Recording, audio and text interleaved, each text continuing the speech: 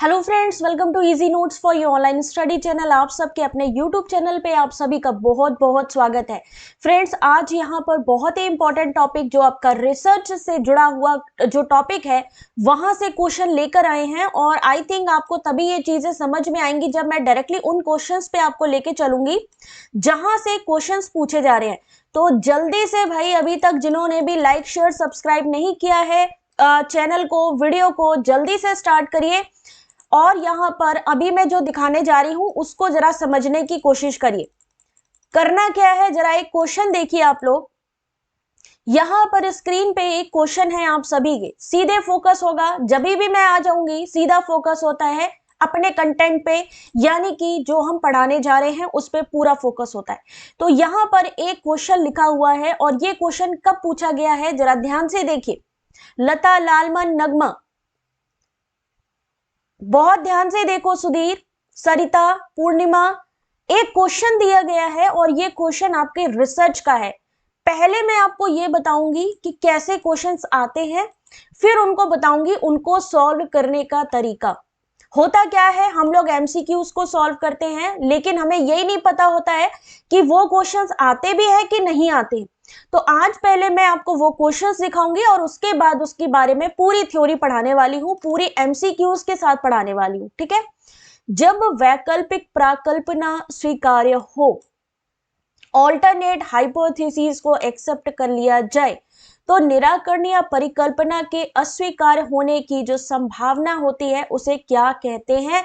Option number D, power शक्ति कहा जाता है उसे। 5 जनवरी 2022 शिफ्ट 1 में पूछा गया क्वेश्चन है ये। यहां पर मैं क्या बता रही हूं आपको उसको समझना सब लोग। क्वेश्चन क्या है कि the probability of not accepting the null hypothesis when the alternate hypothesis is acceptable. जहां पे ऑल्टरनेट हाइपोथेसिस को विकल्प के तौर पर स्वीकार कर लिया जाए तो उसे क्या कहा जाता है? उस संभावना को शक्ति कहा जाता है। इस सिद्धांत का प्रतिपादन किया नील विश ने। यह टाइप 2 त्रुटि के ना होने की प्रायिकता को व्यक्त करता है। ऐसा क्वेश्चन पढ़ रहे हो आप सभी लोग? चलो, ये वाला क्वेश्चन देखा, टाइप 2 के ना होने की प्रायिकता को बताता है। नील विश ने इस सिद्धांत का प्रतिपादन किया। कौन सा सिद्धांत? पावर, जिसे हम कहते हैं शक्ति। एक क्वेश्चन ये आया था और एक क्वेश्चन यहां से आया था, बार बार आता है यहां से क्वेश्चन। वो है प्रतिचयन विधियां शोध में असंभाव्यता आधारित, नॉन प्रोबेबिलिटी बेस्ड। जो यहां पर विधियां हैं उनको बताना है। Cluster, dimensional, random, judgemental, snowball sampling. यहां पर ये क्वेश्चंस मैं इसलिए दिखा रही हूं कि पहले मैं आपको बताती हूं कि कहां से क्वेश्चंस आते हैं और उनको तैयार कैसे करना है। तो प्रोबेबिलिटी में क्या होता है? जहां पर कोई संभावना हो, किसी चीज का, किसी रिजल्ट को पाने की संभावना हो। नॉन प्रोबेबिलिटी, जहां पे हम कोई तुक्का नहीं लगाते हैं, ठीक है। तो अगर हम तुक्केबाजी करेंगे, असंभाव्यता नॉन प्रोबेबिलिटी में आएगी। प्रोबेबिलिटी जहां पर कोई संभावना होती है, हेड या टेल आएगा, संभावना है, हमें कंफर्म नहीं है, संभावना।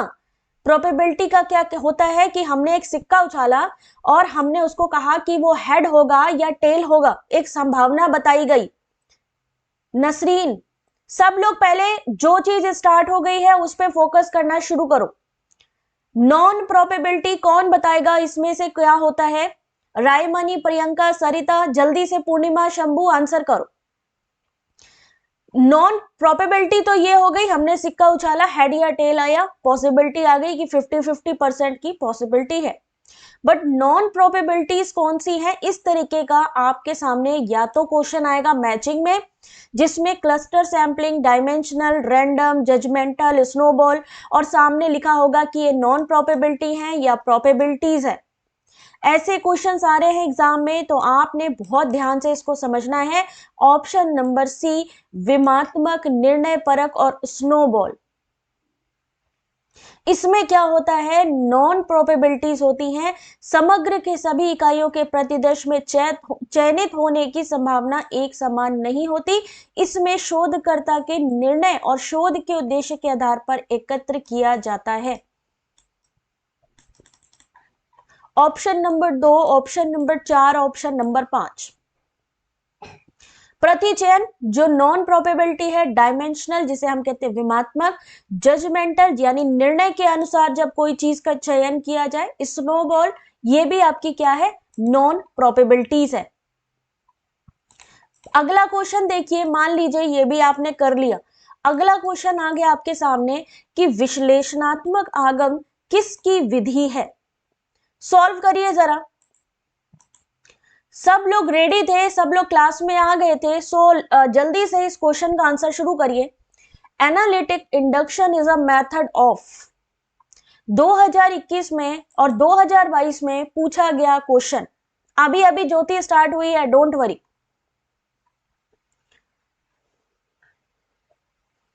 इस क्वेश्चन का आंसर कौन देगा? मान लो ये क्वेश्चन आ गया, क्या हमारी तैयारी इतनी है कि हम ऐसे क्वेश्चंस को सॉल्व कर लेंगे? हम कहते हैं कि भैया 5 क्वेश्चन हमारे आते हैं डीआई के, हम डीआई को सॉल्व नहीं कर पाएंगे मैम। फिर मान लीजिए 4 क्वेश्चंस हो गए मैथमेटिकल के, मैम हम वो भी नहीं सॉल्व कर पाएंगे। आरसी का क्वेश्चन आ गया, मान लो उसमें से 3 गलत हो गए। आरसी का क्वेश्चन आ गया, उसमें भी हमारे 3 गलत हो गए।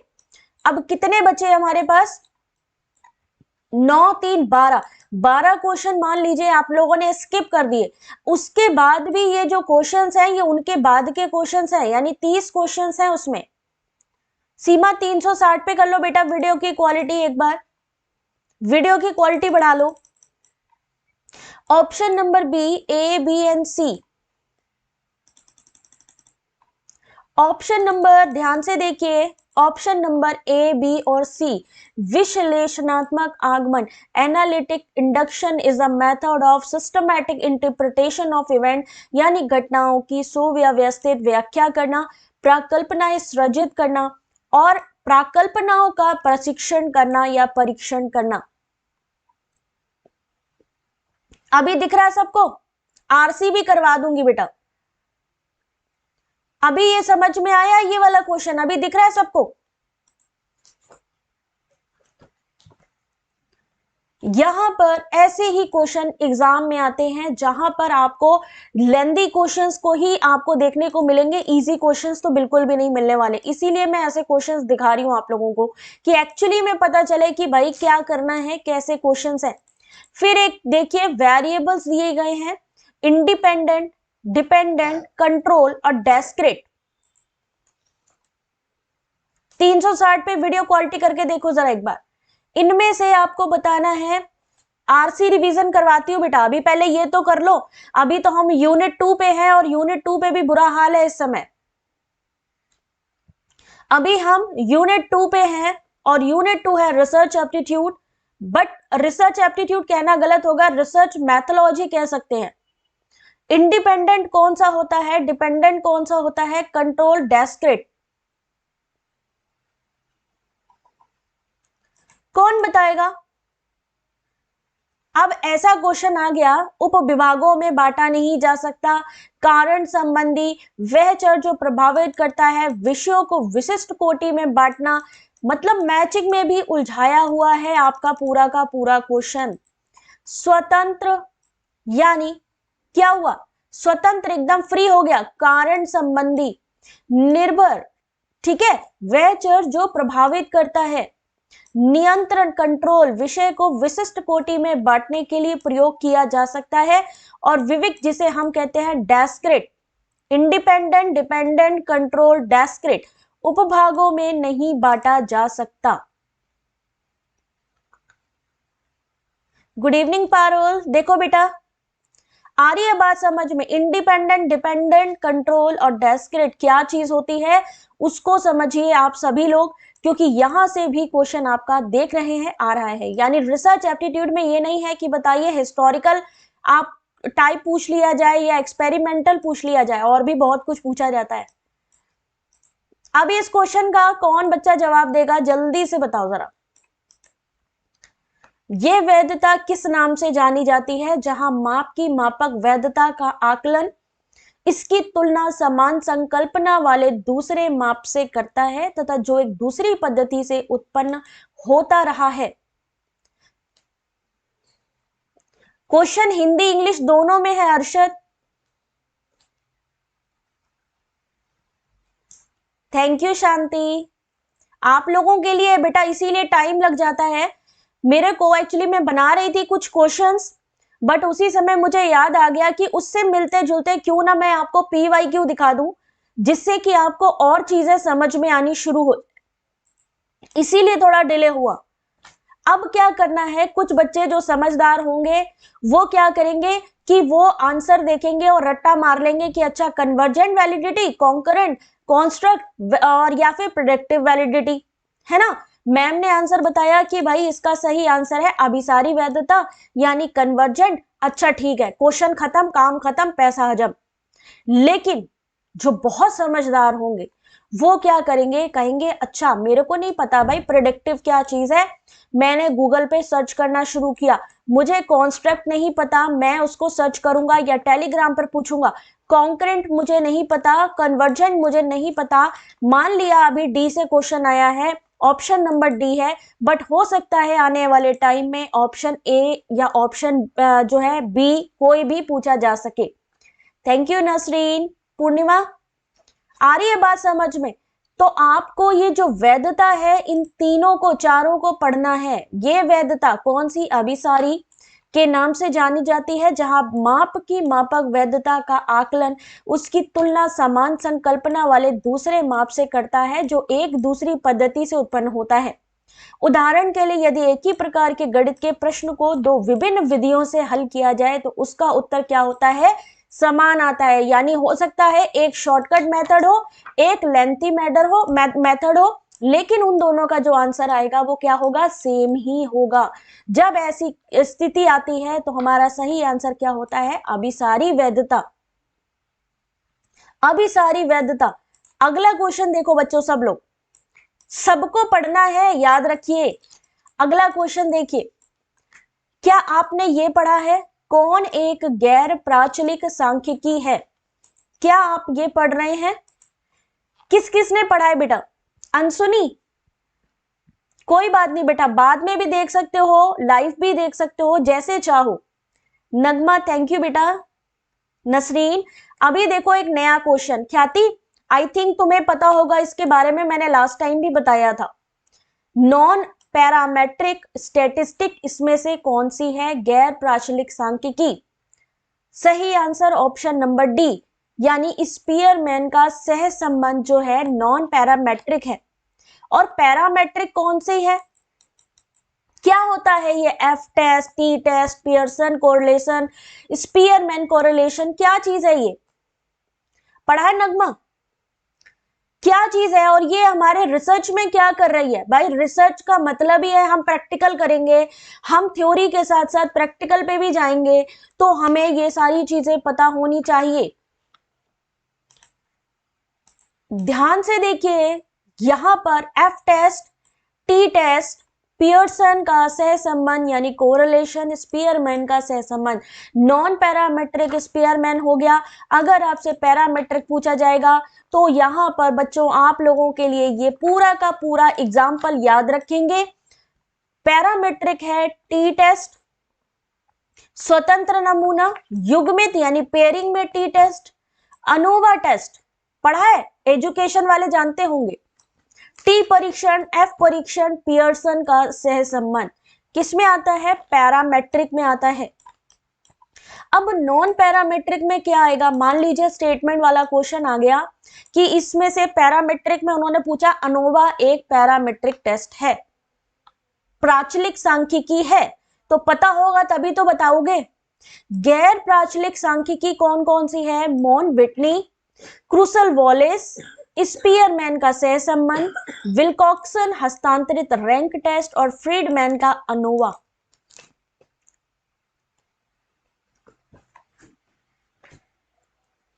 पूर्णिमा बच्चे कभी भी देख लो, आप क्लास उसी टाइम पर देखो या बाद में देखो, बट देखो जरूर, क्योंकि ये जो चीजें हैं ना ये बहुत इंपॉर्टेंट है और यहां से ही क्वेश्चंस आपके आते हैं। और यही चीज मैं आपको दिखा रही हूं, ये PYQ आप देख रहे हैं 4 जनवरी 2022 का। जल्दी से मुझे बताएं, स्पीयरमैन का सहसंबंध स्पीयरमैन का सहसंबंध यानी स्पीयरमैन कोरिलेशन पैरामेट्रिक है या नॉन पैरामेट्रिक है? Spearman correlation is parametric test और नॉन पैरामेट्रिक टेस्ट। अभी अभी जो बताया है बस उसी में से ही आंसर बताना है आपको।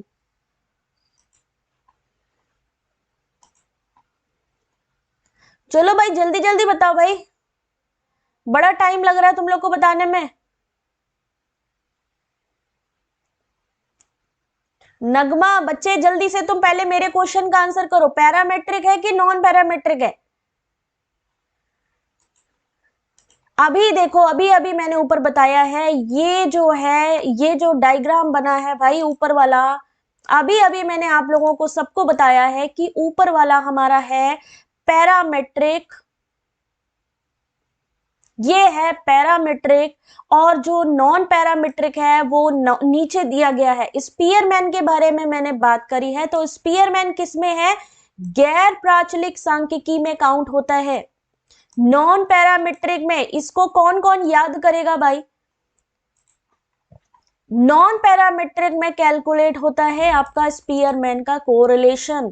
अब समझ में आ रही है? अब ये सारी चीजें पढ़ोगे कहां? एनोवा क्या होता है भाई, कौन बताना चाहेगा? उसके बाद एक क्वेश्चन आता है स्टेटमेंट वाला।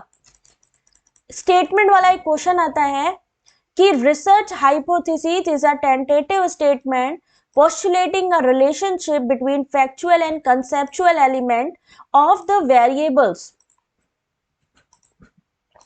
ठीक है, शोध परिकल्पना चरों के तथ्यात्मक और अवधारणात्मक तत्वों पर आधारित संबंध निरूपित करने वाला अस्थायी संभावित कथन है। परिकल्पना रिसर्च हाइपोथेसिस क्या होती है? स्टेटमेंट 2, शोधार्थी एक नकारात्मक शून्य परिकल्पना बनाता है जिससे कि शोध परिकल्पना के निगमित परिणामों का प्रत्यक्ष रूप से जो परीक्षण है वो हो सके। पढ़ोगे ना? क्यों मुझे लेट हो जाता है? 12 अक्टूबर का अभी साबिया, चलो कल करवाती हूँ 12 अक्टूबर, ठीक है, टेंशन नहीं लो। अभी समझ में आया क्यों क्लास लेट हो जाती है? क्योंकि मुझे जो चीज इंपॉर्टेंट फिर याद आ जाती है और मैं क्या सोचती हूँ कि भूल ना जाऊं, तो वो भी क्लास में डाल दूं, इसलिए लेट हो जाती है। ऑप्शन नंबर सी पहला सही है और जो दूसरा दिया गया है वो गलत है। शून्य परिकल्पना से आशय अंतरिम कथन से है जिसके अनुसार समग्र के दिए हुए किन्हीं दो चरों के मध्य कोई संबंध नहीं होता है अथवा शून्य संबंध होता है। शोधार्थी शून्य परिकल्पना को अस्वीकृत, शून्य अथवा असिद्ध करने के लिए कार्य करते हैं। और यहाँ पर जो दूसरा स्टेटमेंट दिया है कि शोध परिकल्पना के क्या करता है? नकारात्मक शून्य परिकल्पना बनाता है। पहले ही निगेटिव चीज हो गई तो वो क्या हो गया? उसको रिजेक्ट हो जाएगी। वो पॉजिटिव चीज लेकर चलेंगे ना, पॉजिटिव सोच लेकर चलेंगे ना, है ना? दीप योगिक समझ में आ रहा है आपको? अभी तो कुछ भी नहीं है, अभी और आगे देखो क्या क्या चीजें हैं, कैसे क्वेश्चंस आते हैं। रिसर्च से हम डरते हैं, डीआई से, बट क्या रिसर्च को देख करके क्या कहना है आपका?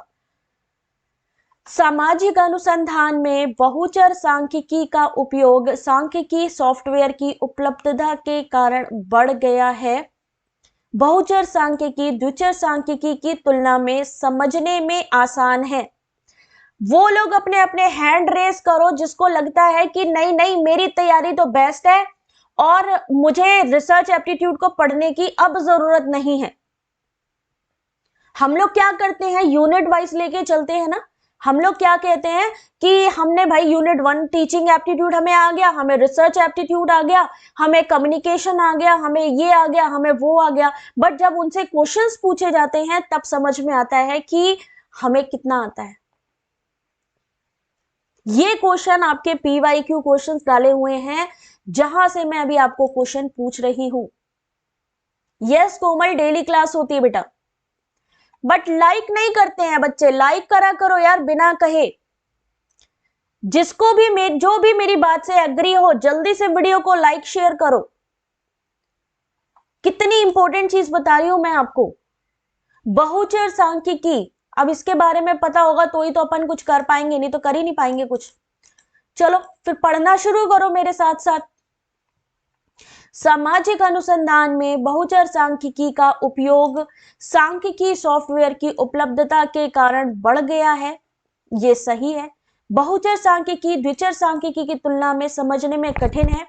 जैसे द्विचर सांख्यिकी बीवेरिएट दो युग्मित डेटा सेटों को देखता है, जबकि बहुचर सांख्यिकी दो या अधिक चर का प्रयोग करता है और विश्लेषण करता है कि क्या कोई विशिष्ट परिणाम के साथ सहसंबद्ध है। तो पहला सही है और जो दूसरा कथन दिया गया है वो गलत है। दूसरा जो कथन है वो गलत है, पहला जो है वो सही है। बहुचर सांख्यिकी द्विचर सांख्यिकी की तुलना में समझने में आसान नहीं है।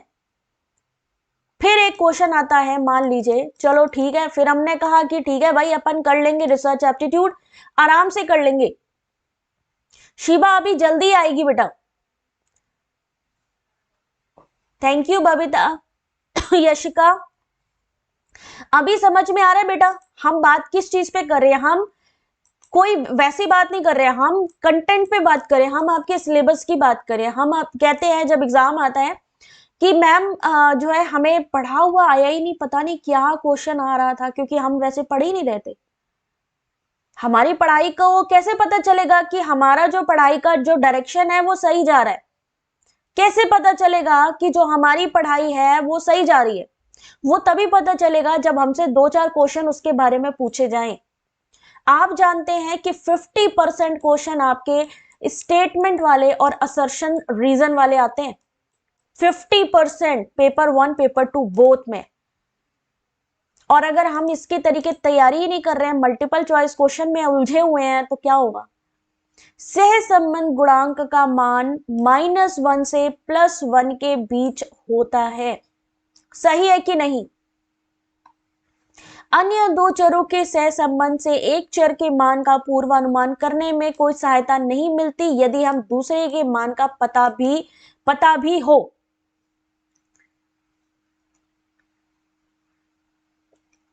हम लोग क्या करते हैं ना, ऊपरी पढ़ाई करते हैं। हम लोगों को एक्चुअली में बुक भी हो सकता है हमारे पास बढ़िया केवीएस सर की बुक हो, यूथ पब्लिकेशन की बुक हो, या हमारे पास जो है दृष्टि पब्लिकेशन की बुक हो, उनकी अरिहंत की बुक हो, किसी की भी बुक हो सकती है अपने पास में।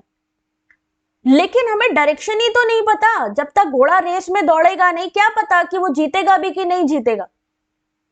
जब तक क्वेश्चन देखोगे नहीं तो पता कैसे चलेगा कि हमारी तैयारी कितनी है।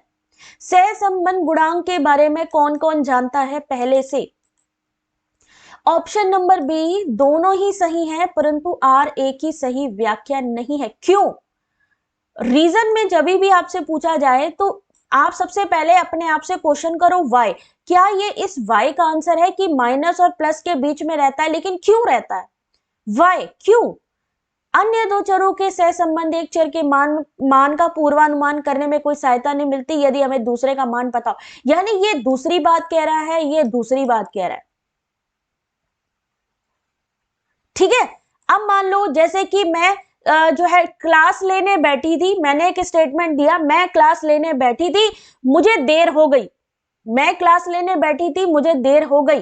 अब अगर रीजन होगा, क्या रीजन होगा? नेटवर्क इश्यू हो गया। तो हम समझ जाएंगे ना कि यस, वो उससे कहीं ना कहीं जो रीजन है वो रिलेट करता है।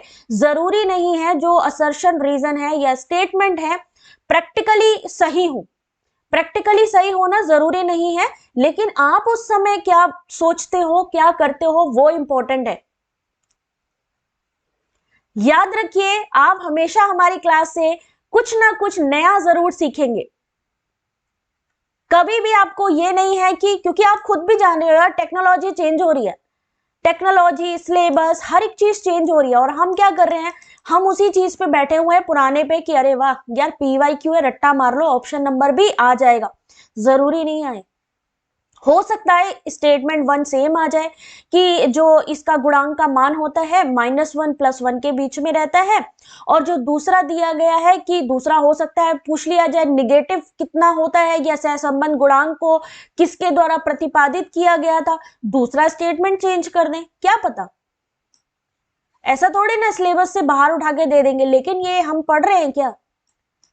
कितने लोग पढ़ रहे हैं ये चीज भी? रिसर्च स्टैटिस्टिक कौन पढ़ रहा है?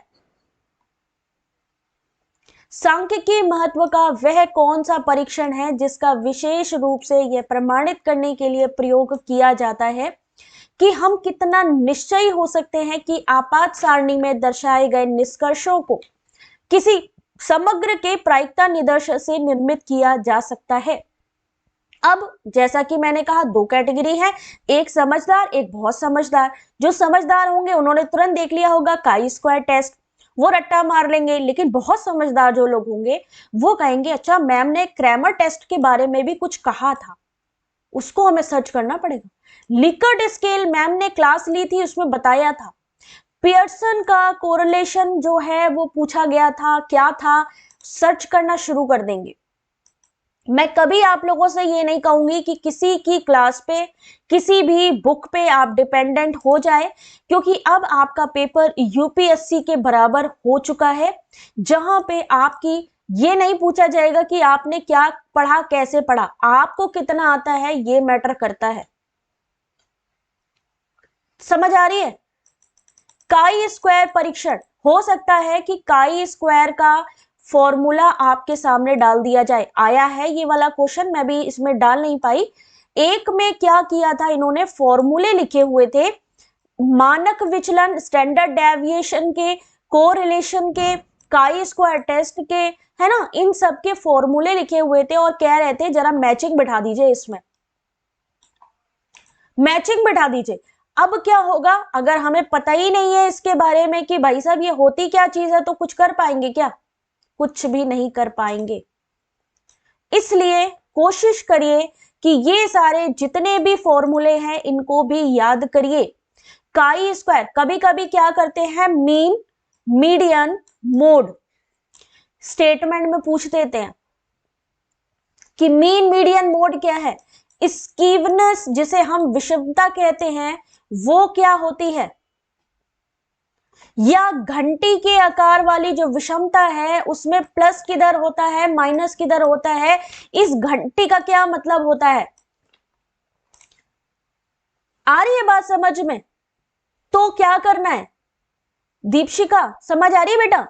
तो क्या करना है, हमें स्कीवनेस भी पढ़नी है, हमें मीन मीडियन मोड भी पढ़ना है, हमें क्या करना है, ये जो फॉर्मूले हैं इनको भी याद करना है। मान लीजिए पूछ लिए जाए कि पियर्सन का बताइए, या फिर हो सकता है टी टेस्ट का जो फॉर्मूला है वो कौन सा फॉर्मूला है, गुडनेस ऑफ फिट किसको कहा जाता है।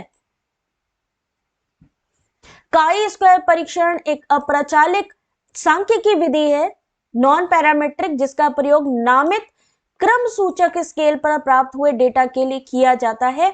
इस प्रकार के परीक्षण में डेटा संख्याओं में ना होकर आवृत्ति में होता है और इसे गुडनेस ऑफ टेस्ट या गुडनेस ऑफ फिट के नाम से भी जाना जाता है। और ये formula T test, F test, न जाने कौन कौन सा टेस्ट उठा के डाल देंगे। यही क्वेश्चन पूछा था पीजी की एग्जाम में। आप ये मान के चलिए ये रिसर्च एप्टीट्यूड जो आप पढ़ रहे हैं, टीजीटी, पीजीटी, सीटेट, आपका set exam, PhD exam, UGC net, तो और आपको पता ही है इन सब में पूछा जाएगा। क्या होती है माध्यिका, मनीषा बताओ जरा। अगर पूछ लिया मीडियन क्या होता है, मोड क्या होता है, ये जो स्कीवनेस होती है, ये जो सबसे ऊपर का जो इनका जो पॉइंट होता है या टॉप पॉइंट होता है, यहां पर क्या होता है, कहां पे नॉर्मल डिस्ट्रीब्यूशन होता है, पूछ लिया तो क्या करेंगे, अपन पढ़ते ही नहीं है। सही बता रही हूं, नहीं पढ़ते हैं हम लोग, नहीं पढ़ते हम लोग, मैं भी नहीं पढ़ती। जब तक हम लोगों की आदत होती है कि जब तक कि सर पे पड़े नहीं तब तक हम सुधरेंगे नहीं। रोहित टेक्सोनॉमी भी आती है, ब्लूम टेक्सोनॉमी आती है, उसके अलावा अभी और भी होंगी, वो भी मैं करवा दूंगी, ठीक है। ब्लूम की तो उसी दिन करवाई थी मैंने। इंग्लिश में बेटा क्वेश्चन आपको इंग्लिश में ही दिखाई देगा। इंग्लिश में देखिए क्वेश्चन, उन मूल्यों को किस रूप में जाना जाता है जो ये स्पष्ट करते हैं कि चर खोजे गए प्रत्येक कारक से कितनी निकटता से संबंधित हैं। The value which explain how closely the variables are related to each one of the factor discovered are known as।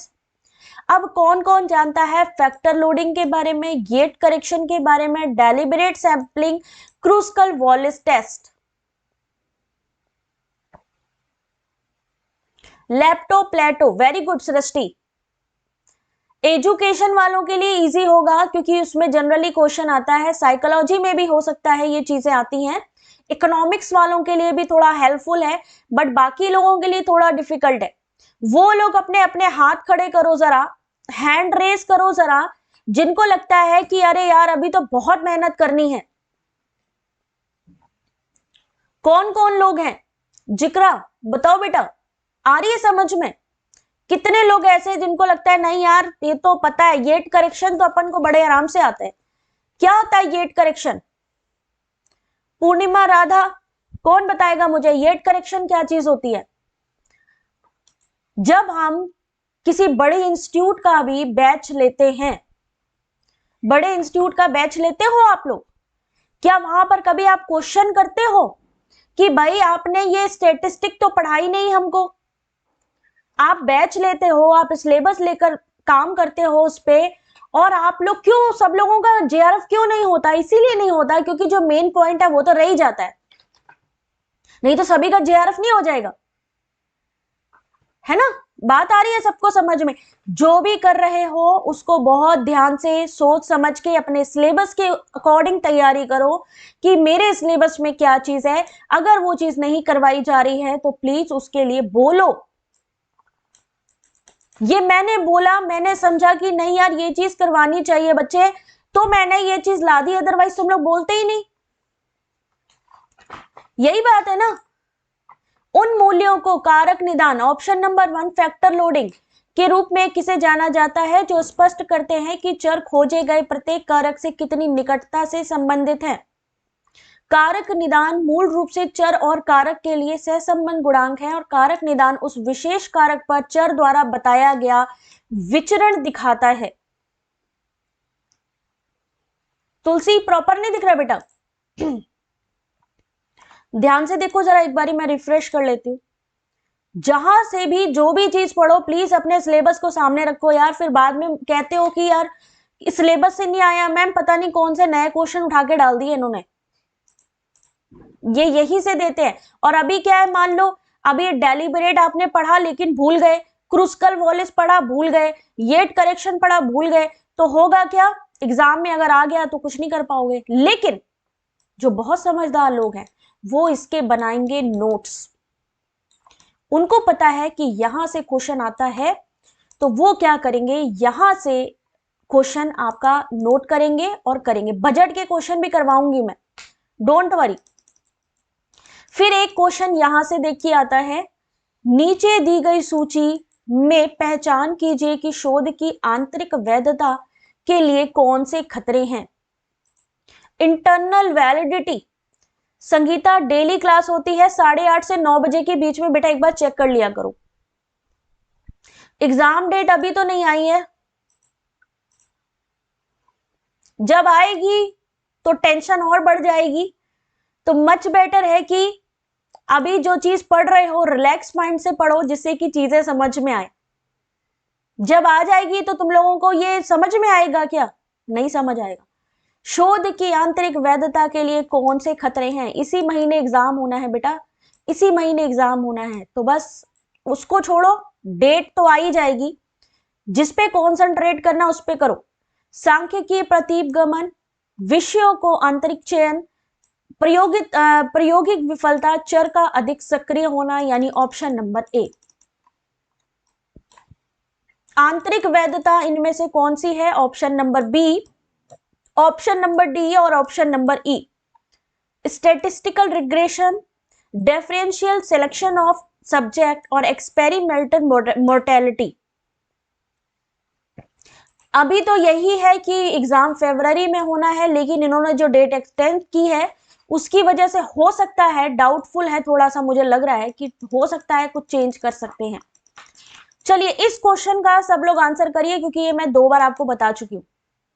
इस क्वेश्चन का आप लोग आंसर करेंगे, टाइम स्टार्ट कर रही हूं अब।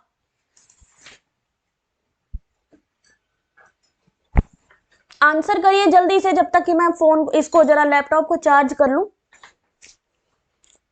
कौन सी गैर संभाव्यता प्रतिदर्श की प्रतिचयन विधि है? अभी अभी स्टार्टिंग में ही मैंने आपको इसके बारे में बताया है।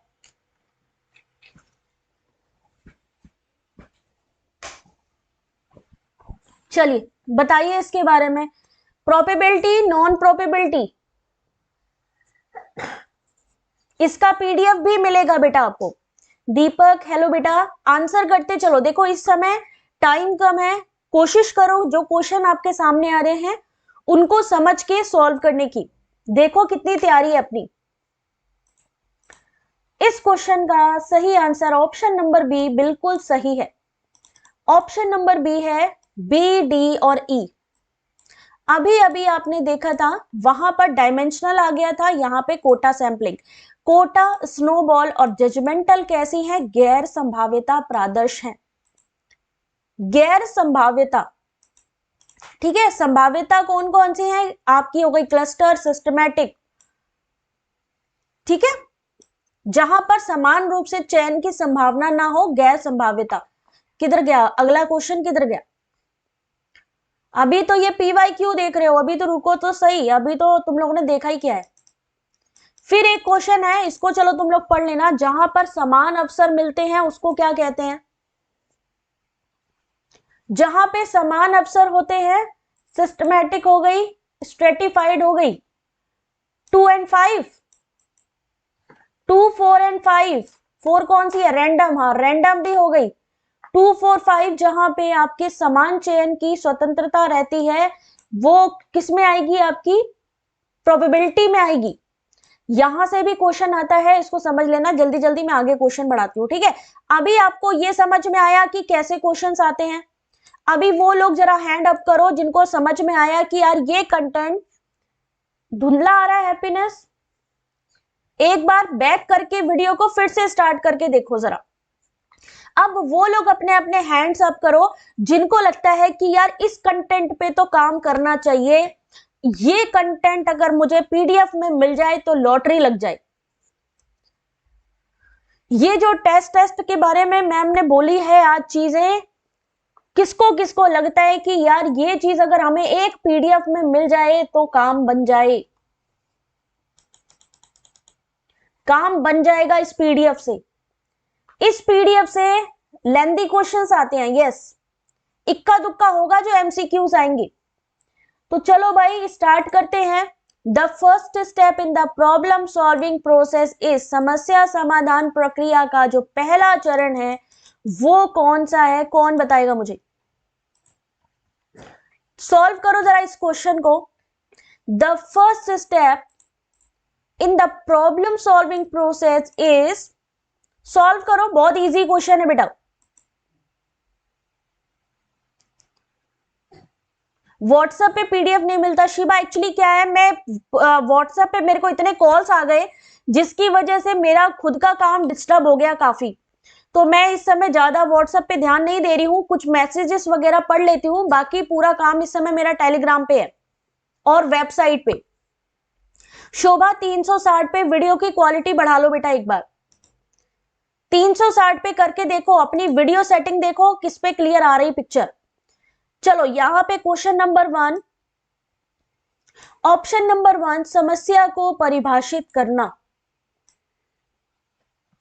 समस्या समाधान का सबसे पहला प्रोसेस जो है वो है सबसे पहले ये पता लगाना कि प्रॉब्लम क्या आ रही है, कि प्रॉब्लम क्या आ रही है।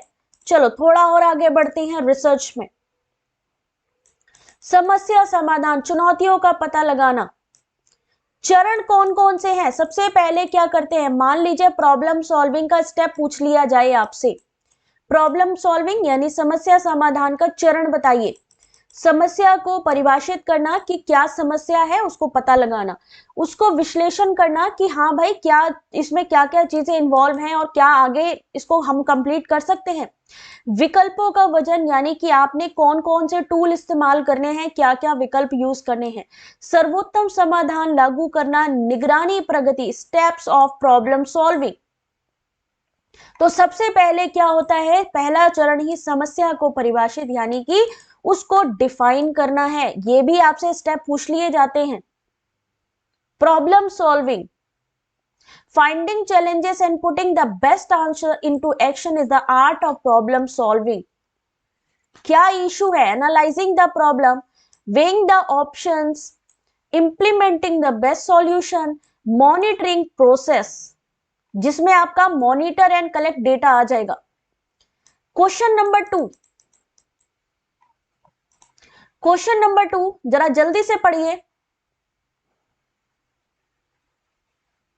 शालिनी, ये अब जो क्वेश्चन आप देख रहे हो ये PYQ नहीं है, ये न्यू क्वेश्चन बनाए गए हैं रिसर्च एप्टीट्यूड से। ये रिसर्च एप्टीट्यूड के क्वेश्चन हैं जो बनाए गए हैं, नए न्यू क्वेश्चंस हैं, PYQs नहीं है। PYQs मैंने अभी पढ़ाए हैं, अभी मैं आपको थ्योरी और MCQs करवा रही हूं। आप कुछ समझ रहे हो? आपकी इस क्लास में मैंने PYQ पढ़ा दिए, MCQs में पढ़ा रही हूं, प्लस थ्योरी भी पढ़ा रही हूं, यानी एक्सप्लेनेशन के साथ चीजें चल रही हैं। आपको पता है आपकी एक क्लास 3 बेनिफिट दे रही है आपको। एक क्लास 3 चीजों का बेनिफिट दे रही है। हिंदी में देखिए, परिकल्पना परीक्षण की प्रक्रिया में निम्नलिखित चरणों को उचित क्रम में व्यवस्थित कीजिए। परिकल्पना परीक्षण, टाइम स्टार्ट अब।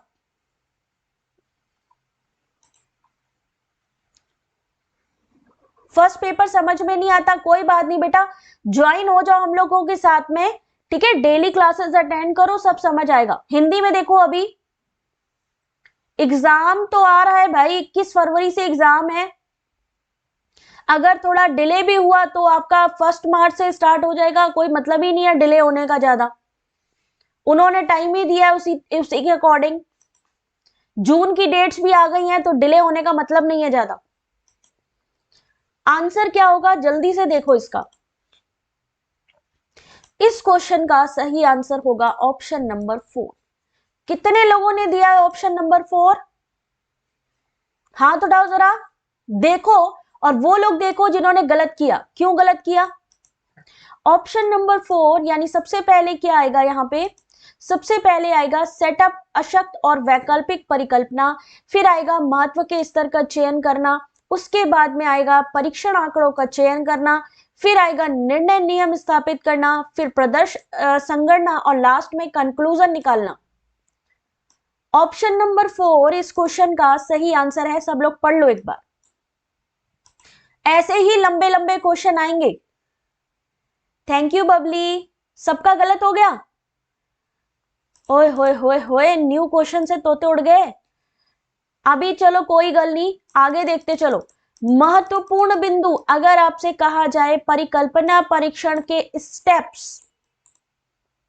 Steps of hypothesis testing, hypothesis testing का जो स्टेप है वो कौन सा स्टेप है? पढ़ा है अभी तक इसके बारे में? रिसर्च के स्टेप सबने पढ़े हैं, बट हाइपोथेसिस के आप लोगों ने स्टेप नहीं पढ़े, प्रक्रिया नहीं पढ़ी, प्रोसेस नहीं पता। सेटअप, नल और वैकल्पिक परिकल्पना। शून्य, नल को क्या मतलब है? शून्य। महत्व स्तर का चयन करें कि कितना उसका वैल्यू है, सांख्यिकी का चयन करें, निर्णय नियम स्थापित करें, प्रदर्शन संगणना और निष्कर्ष निकालना। नगमा तुम्हारा सही हुआ है, वेरी गुड। ये आपके हाइपोथेसिस टेस्टिंग के स्टेप्स हैं, तो आप लोग इसको जरा ध्यान से पढ़ लेना। Process of hypothesis testing. अभी देखते हैं क्वेश्चन नंबर 3 कौन आंसर करता है। Identify the proper sequence in traditional econometric methodology of conducting research. तुक्का बाद में लगाएंगे मनीषा, जब ये लगेगा कि लास्ट में, जब ये लगेगा लास्ट में कि हमें कुछ नहीं आता, तब तुक्का लगाएंगे। तब तक पढ़ाई करो, अभी तुक्का बताने का कोई मतलब नहीं है।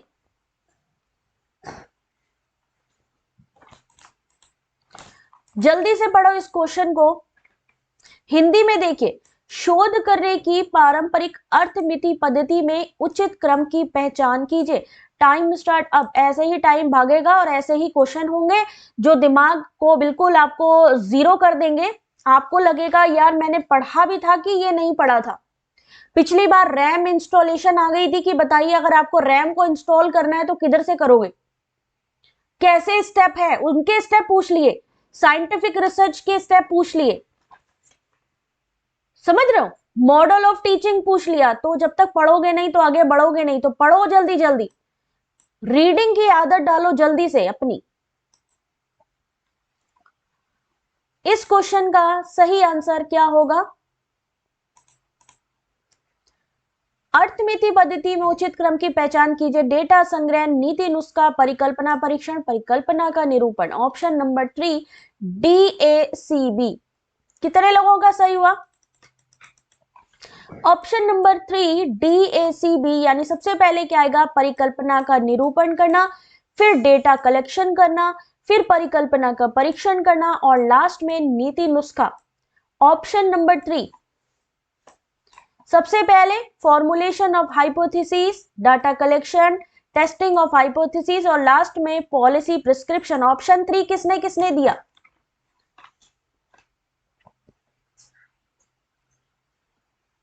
सुमन, ऑलरेडी काफी कंटेंट टेलीग्राम पे डला है बेटा, बुक भी है, उसको वहां से पढ़ो। बाकी लेना चाहो तो दृष्टि पब्लिकेशन भी अच्छी है, केवीएस सर की भी बहुत अच्छी बुक है। अगर आपको लगता है आपको पढ़ने के बाद चीजें याद नहीं रहती हैं, तो ये कोई बड़ी बात नहीं है, क्योंकि याद रखने के लिए लिखना पड़ेगा। मुझे भी नहीं याद रहती थी चीजें, तो मैंने एक आदत डाली कि उसको लिख कर याद करने की, यानी जो भी चीज आप पढ़ो उसको लिख लो एक कॉपी में। जब आप लिख लोगे आराम से चीजें आपके दिमाग में आ जाएंगी।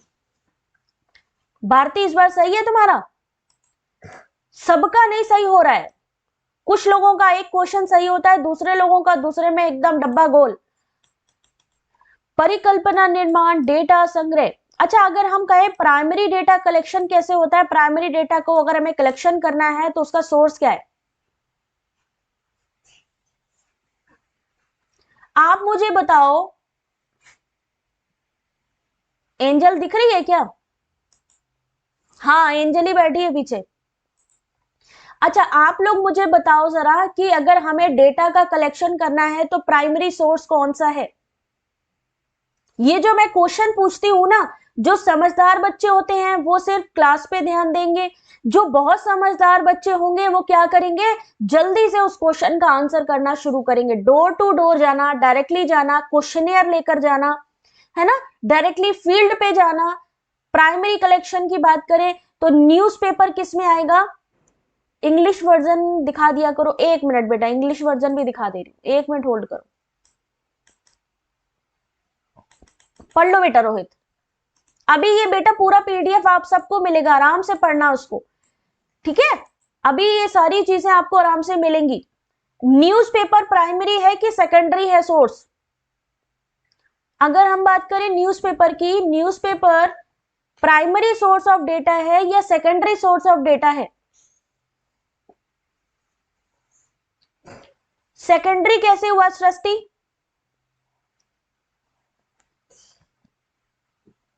सेकेंडरी कैसे हुआ? न्यूज़पेपर सेकेंडरी होएगा? कंफर्म करो जरा सब लोग, newspaper primary source of data है या सेकेंडरी? दोनों में ही काउंट होता है, ये दोनों में ही काउंट होता है, प्राइमरी में भी और सेकेंडरी में भी। क्यों? क्योंकि प्राइमरी में इसलिए क्योंकि रिपोर्टर जाते हैं और वहां से जो जानकारी होती है, जो सूचना होती है, उसका कलेक्शन करते हैं। सो इसको प्राइमरी भी माना जाता है, लेकिन कभी कभी उन सोर्स का आगे यूज किया जाता है तो सेकेंडरी भी होता है। तो प्राइमरी और सेकेंडरी दोनों चीजों का यूज होता है यहाँ पे। कई जगह पे प्राइमरी माना जाता है, कई जगह पे सेकेंडरी। आ रही है बात समझ में? तो दोनों ही चीजें हैं। प्राइमरी न्यूज़पेपर जनरली माना जाता है क्योंकि रिपोर्टर क्या करते हैं? कलेक्शन करते हैं, जो रिपोर्ट्स होती हैं, जो उनकी जो खबरें होती हैं, जाते हैं जनता से डायरेक्ट लेते हैं, है ना? लेकिन हमारे लिए कैसा होगा? सेकेंडरी होगा। यस, इसी वजह से प्राइमरी भी कह सकते हैं हम उसे और सेकेंडरी भी उसे कह सकते हैं, याद रखिएगा ये चीज। क्वेश्चन नंबर 4,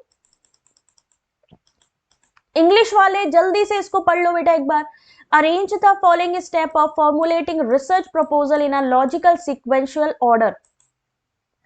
कोई बात नहीं तरन्नुम, आंसर करो जल्दी से इस क्वेश्चन का।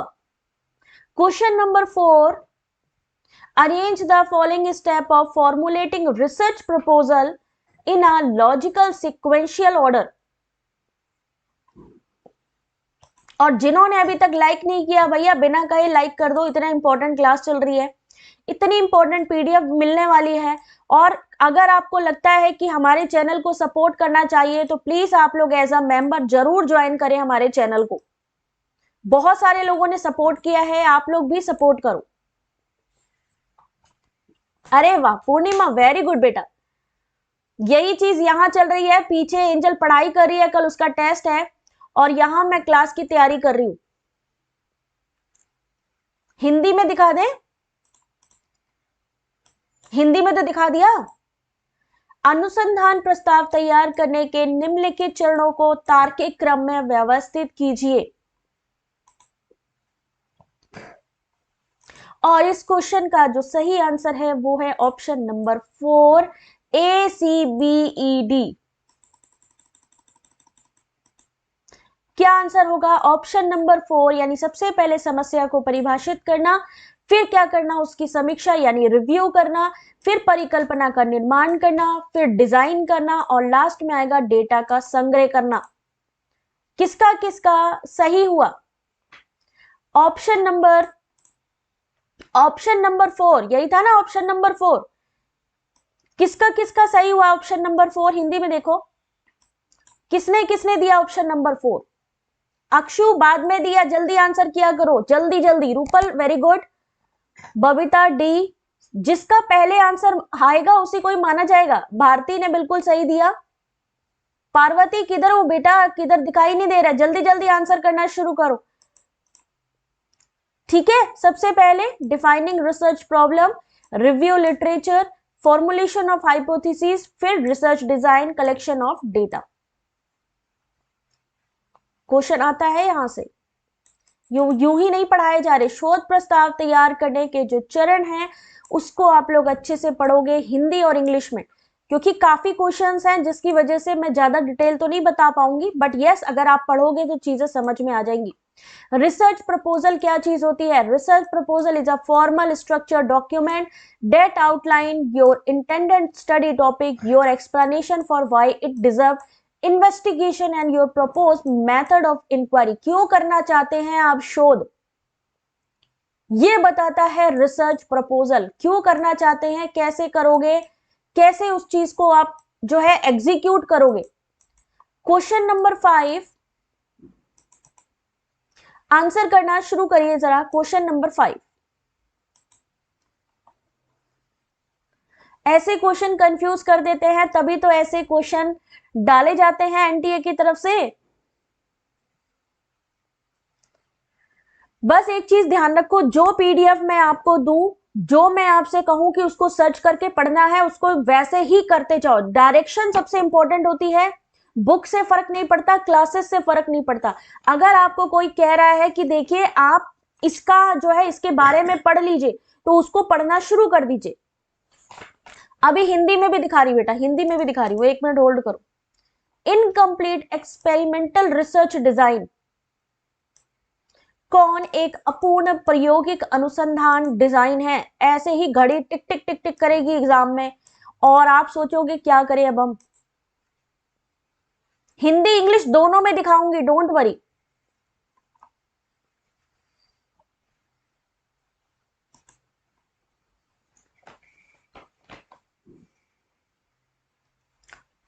इनकम्प्लीट एक्सपेरिमेंटल रिसर्च डिजाइन एक अपूर्ण प्रायोगिक अनुसंधान डिजाइन कौन सा है? ऑप्शन नंबर 3, ऑप्शन नंबर 3 यानी कि 3 यानी डिजाइन के पहले बाद का एक समूह। Option number 3, one group before after design, before and after with control group design, experimental में factorial design, Latin square design. लेकिन ऑप्शन नंबर 3 यहां पर जो आपका आंसर है वो क्या है? अपूर्ण प्रायोगिक अनुसंधान डिजाइन। इनमें से कौन सा है? ऑप्शन नंबर 3 है। 3 किसने किसने दिया? नीतू, सरिता, आशु ने दिया, उसके अलावा किसने दिया? दीपशिका। अविनाश का सही है, धर्मजीत का सही है। पीडीएफ बिल्कुल मिलेगा। तरन्नुम, अभी देखो, अभी तो हम लोग यूनिट 2 पे हैं बेटा, यूनिट 2 पे है। अभी तो मैं गई थी, जिसकी वजह से मुझे लगा यार एक बारी यूनिट 2 देख लेती हूं मैं, बट मुझे नहीं लग पता था कि यार इस पे इतनी और मेहनत की जरूरत पड़ने वाली है। प्रायोगिक अनुसंधान डिजाइन, प्रायोगिक डिजाइन, प्रयोगों के डिजाइन का परस्पर उपयोग किया जाता है, इसका मतलब एक ही होता है। प्रायोगिक डिजाइन अग्रिम रूप से प्रयोगों की सावधानी पूर्वक योजना बनाने का एक तरीका है जिसमें आपके परिणाम वस्तुनिष्ठ और मान्य दोनों ही होंगे। हालांकि चिकित्सा सामाजिक विज्ञान प्रायोगिक डिजाइन शब्द का उपयोग करते हैं, जबकि इंजीनियरिंग औद्योगिक कंप्यूटर विज्ञान में प्रयोगों के डिजाइन शब्द का समर्थन किया जाता है। प्रयोगों के डिजाइन में क्या क्या शामिल होता है? डेटा का व्यवस्थित संग्रह, परिणामों के बजाय डिजाइन पर ध्यान देना, योजना स्वतंत्र चर में परिवर्तन, निर्भय चर या फिर प्रतिक्रिया चर पर प्रभाव, सुनिश्चित करने के परिणाम मान्य, आसानी से व्याख्या किए गए, अनिश्चित और निश्चित है। प्रायोगिक अनुसंधान डिजाइन में फैक्टोरियल, नियंत्रण समूह, लैटिन स्क्वायर डिजाइन, ये सब चीजें आती हैं। डिजाइन के पहले बाद का एक समूह अर्ध प्रायोगिक डिजाइन का ही एक प्रकार है या अपूर्ण प्रायोगिक डिजाइन है। पढ़ लीजिए एक बार। किसने किसने ये टॉपिक ऑलरेडी पढ़ा हुआ है? किसने किसने इस टॉपिक पे पहले पढ़ा हुआ है, जरा एक बार बताना मुझे। हाँ, ईवीएस के पीवाईक्यू प्रतिभा जैसे ही मेरे पास अरेंज होते हैं बेटा मैं करवाती हूँ, ठीक है, टेंशन मत लो। अभी मैंने होम साइंस का करवाया है, हिंदी का करवाया है, ठीक है, और आगे भी और मैं भी करवाने वाली हूँ, तो डोंट वरी, वो भी मेरी हेडेक है, उसको भी करवाना है, ठीक है। Design of experiment, experiment involve, क्या क्या इन्वॉल्व होता है? एक्सपेरिमेंटल रिसर्च डिजाइन, बस उसी का करवाऊंगी मैं जिसमें ज्यादा से ज्यादा लोग मेंबर बनेंगे, क्योंकि मुझे भी थोड़ा तुम लोगों के सपोर्ट की जरूरत चाहिए, सपोर्ट होना चाहिए। मेंबरशिप ले लो बेटा सब लोग। The following are the experimental research design. अब देखो question number 6, which two of the following statements are true?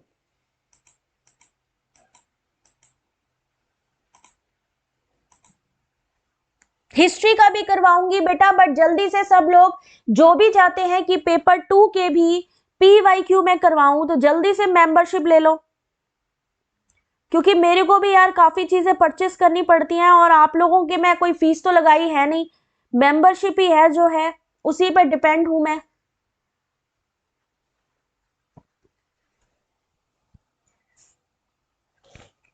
इसका पीडीएफ आपको अंजलि वेबसाइट पर मिलेगा हमारी। राजनीति साइंस का भी करवाऊंगी, बट प्रॉब्लम वही है कि आप लोग प्लीज मेंबरशिप ले लो, जिससे कि मुझे भी थोड़ी हेल्प हो जाए और मैं कंटिन्यू करवा सकूं पेपर 2 भी आप लोगों को, ठीक है। जिन्होंने ली है उनकी कोई बात नहीं है, बाकी उन लोगों को तो मैं पीडीएफ भी दूंगी, ठीक है, बट जो अभी जिन्होंने नहीं ली है वो जरूर जल्दी से जल्दी ले लो। कौन से दो कथन सत्य हैं? इस क्वेश्चन को देख के क्या कह सकते हैं कि कितना लेंथी क्वेश्चन है, तो इसको अगर मैं पढ़ाने लगी तो तुम लोगों का हाल खराब हो जाएगा। तो यहां पर इसका ऑप्शन 2 है, इसको तुम लोग पढ़ लेना, क्योंकि काफी आपको छोटे छोटे इसमें लकीरें नजर आएंगी, ज्यादा समझ नहीं आएगा। विचलन क्या होता है, मेन इंपॉर्टेंट पॉइंट्स आपको बता देते हैं। विचलन, माध्य विचलन की विधि सटीक परिणाम नहीं देती। इसका कारण है कि जब माध्यिका से विचलन लिया जाता है तो माध्य विचलन सर्वोत्तम परिणाम देता है। उसके अलावा मानक विचलन क्या है, उत्पत्ति के जो यहां पर पॉइंट्स दिए गए थे ना, उन्हीं का ही एक्सप्लेनेशन है, उन्हीं का ही है। डेविएशन क्या है आपका, standard deviation, symmetrical distribution. Question number 7 पे आ जाओ फटाफट से। क्वेश्चन नंबर 7 पे आ जाओ, बाकी को तो पीवाईक्यू मैंने आप लोगों को दिखाई दिए थे, जल्दी जल्दी कर लो, 1 घंटा हो गया भैया, अभी बोर होने लग जाओगे। Goodness of fit of a distribution is tested by, किसी वितरण के फिट होने की अच्छाई का परीक्षण किसके द्वारा किया जाता है? आंसर करना शुरू करिए, जो जो मेरे पास अवेलेबल होगा वो मैं करवाऊंगी। वंदना, मेरे पास टेलीग्राम पे स्पेस नहीं बची है, ऑलरेडी मेरी 1600 से ज्यादा पीडीएफ है वहां पे, जिनका साइज ही काफी ज्यादा है, तो मेरे को वहां पर स्पेस नहीं मिल रही टेलीग्राम पे, इसीलिए मैंने वेबसाइट पे डालनी शुरू करी। किसी वितरण के फिट होने की अच्छाई का परीक्षण किसके द्वारा किया जाता है? अंजलि, ज्वाइन बटन पे क्लिक करो, चैनल के ज्वाइन बटन पे क्लिक करो और डायरेक्टली मेंबरशिप ले सकते हो, जो भी आप थोड़ी बहुत हेल्प कर सको। हाँ, अभी वो भी कराऊंगी खुशबू। किसी वितरण के फिट होने की अच्छाई का परीक्षण किसके द्वारा किया जाता है? और सही आंसर है ऑप्शन नंबर 3, काई स्क्वायर परीक्षण। काई स्क्वायर टेस्ट इसका सही आंसर है। गुडनेस ऑफ फिट, अभी अभी ऊपर भी कराया था आपको, गुडनेस ऑफ फिट बताया था काई स्क्वायर। एक सांख्यिकी परिकल्पना परीक्षण देखने के लिए नमूना डेटा सामान्य वितरण के साथ आबादी से वितरण के लिए कितनी अच्छी तरीके से उसमें बैठता है। गुडनेस ऑफ फिट मूल्य और सामान्य वितरण मामले में मॉडल से अपेक्षित मूल्यों के बीच विसंगति को स्थापित करता है। ठीक है, इसको पढ़ लेना जरा। अच्छाई का निर्धारण, गुडनेस ऑफ फिट के कई तरीके हैं, आंकड़ों में उपयोग किए जाने वाले कुछ सबसे लोकप्रिय हैं काई स्क्वायर, कोल मोग्रोव स्मिनर जो परीक्षण है, एंडरसन डार्लिंग परीक्षण है, शॉपिरो विल्क। गुडनेस ऑफ फिट के कौन कौन से टेस्ट होते हैं वो भी देख लो यहां पे। गुडनेस ऑफ फिट में कौन कौन से टेस्ट होते हैं? काई स्क्वायर टेस्ट, टी टेस्ट परिकल्पना परीक्षण के प्रयोजन के लिए उपयोग किए जाने वाले कई परीक्षणों में से एक है। एफ टेस्ट क्या होता है? एफ सांख्यिकी को दो स्वतंत्र काई स्क्वायर चर के बीच के अनुपात के रूप में परिभाषित किया जाता है जो उनकी स्वतंत्रता की संबंधित डिग्री से संबंधित होता है। एफ परीक्षण स्नेडकोर के एफ वितरण का अनुसरण करता है, यानी दो जनसंख्या प्रसरणों की समानता के लिए परीक्षण किया जाता है। इन सबको पढ़ना है, T test, F test, Z test. एक प्रकार का परिकल्पना परीक्षण, यह पता लगाने का तरीका कि किसी परीक्षण के परिणाम मान्य है या उसको दोहराया जा सकता है या नहीं। ठीक है, गुडनेस ऑफ इट जल्दी से पढ़ लीजिए इसको जरा सा, बाकी तो मैं दूंगी ही आप लोगों को पीडीएफ, उसके लिए कोई टेंशन नहीं लेना है। ऊपर से जा रहा है सब कुछ, क्यों ऊपर से जा रहा है बेटा? ये तो आपका सिलेबस है और अभी तो अपन यूनिट 2 पे हैं। यहां से पढ़ लीजिएगा, multiple method of determining goodness of fit, some of the most popular method used in statistic include the chi square, Smirnov, Anderson Darling test and Shapiro Wilk test. क्यों नहीं पढ़ा अभी तक हमने? की पॉइंट्स, कितनी चीजें मैंने आपको इसी में कवर कर दी, आपको अलग से कोई टेस्ट पढ़ने की जरूरत नहीं पड़ेगी। लेकिन जल्दी जल्दी करिए क्योंकि अभी और क्वेश्चंस हैं, मैंने काफी कुछ बना लिया था। Chi square test measure which of the following, answer करिए जल्दी से। क्वेश्चन नंबर 8, कृष्णा, मेरा इकोनॉमिक्स है बेटा, बाकी मैं पेपर 1 में काफी टाइम से काम कर रही हूं, जिसकी वजह से मैंने पेपर 1 उठाया है, क्योंकि सब्जेक्ट 2 तो फिर भी पोस्ट ग्रेजुएशन में पढ़ा जा सकता है, बट पेपर 1 के लिए काफी ज्यादा एनालिटिक्स की जरूरत पड़ती है, बहुत ज्यादा मतलब रिसर्च की जरूरत पड़ती है, और वो चीज मेरी फेवरेट है, तो इसकी वजह से फिर मैंने पेपर 1 को करना स्टार्ट किया। ये पीडीएफ मिलेगा, लेकिन याद रखिए आने वाले टाइम में उसी को ही पीडीएफ मिलेगा जो चैनल को सपोर्ट करेगा। यहां मैंने कोई फीस नहीं लगाई है, सिर्फ सपोर्ट करना है जो आप कर सकते हो। Chi square test measure which one of the following, क्या आंसर होगा? कोई इतनी मेहनत कर रहा है आपके लिए तो थोड़ा बहुत सपोर्ट तो कर ही सकते हो यार। काई स्क्वायर टेस्ट किसे मापता है? औसत झुकाव, स्वस्थ भलाई, रुझान या उतार चढ़ाव। हिंदी देखिए, और ऐसे ही हिंदी जो है जब एग्जाम में आती है तो हालत खराब कर देती है। गुडनेस ऑफ फिट, ये तो तुम लोगों ने अभी पढ़ लिया है, पढ़ लेना। उसके अलावा भी पियर्सन का काई स्क्वायर क्या है भाई, ये सब चीजें इसको पढ़ लेना, बहुत कुछ दिया हुआ है इसमें।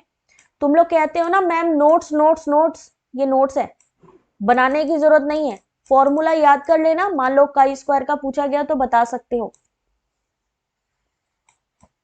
ठीक है, अलग से कुछ करने की जरूरत नहीं। मैं आप लोगों से, जो भी नए ज्वाइन होते हैं, कहते हैं कि भाई मैम कैसे तैयारी करें, अभी अपन छूट गया है, क्या करें, तो मेरे लिए सीधा सीधा है भाई कि जो नोट्स ऑलरेडी मैंने डाले हुए हैं वेबसाइट पे, टेलीग्राम पे, उसको पढ़ना शुरू कर दो। अब फिर से स्टेप पूछे गए हैं, जल्दी से पढ़ो क्वेश्चन को। Arrange the following steps in the process of hypothesis testing in a proper sequence. अब आंसर करिए।